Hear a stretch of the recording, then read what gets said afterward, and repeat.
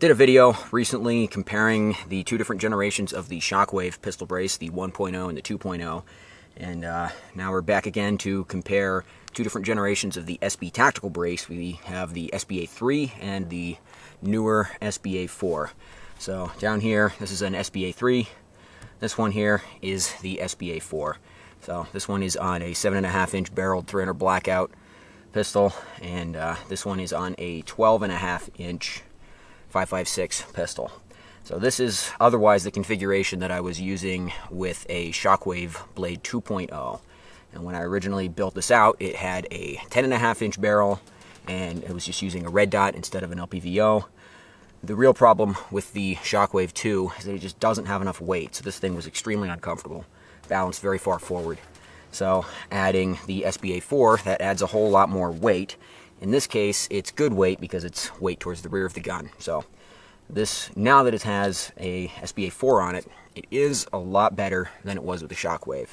I still think there is a time and a place to use the Shockwave braces, but for most applications, you're going to be better off with one of the SB Tactical, SBA3 or SBA4, even the SOB brace if you don't mind not being adjustable.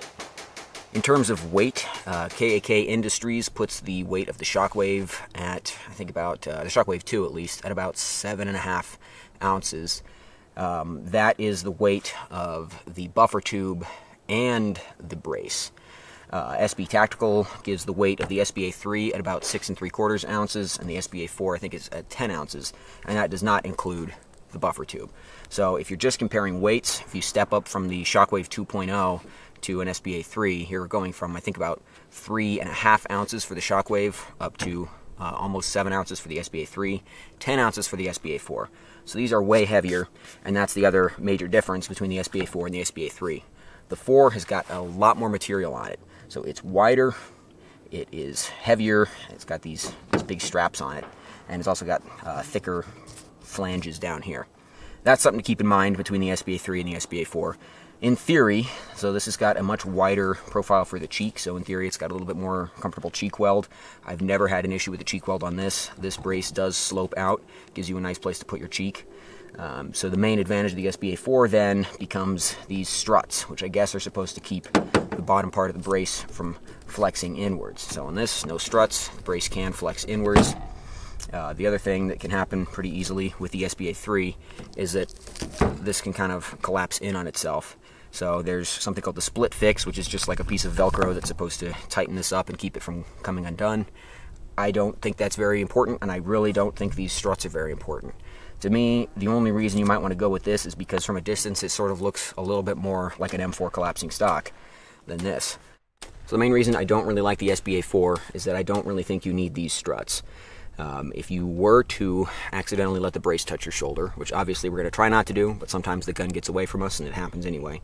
If this touches your shoulder, the plastic butt cap on the end of the brace is what's against your shoulder.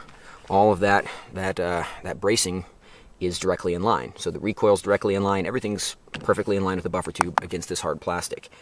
This flexing part down here doesn't really factor into the equation at all. And the reason that I don't think you need the split fix is because when this does collapse, it doesn't do anything. Because again, this is hardly involved in the equation at all. So you'd be shooting this part will collapse.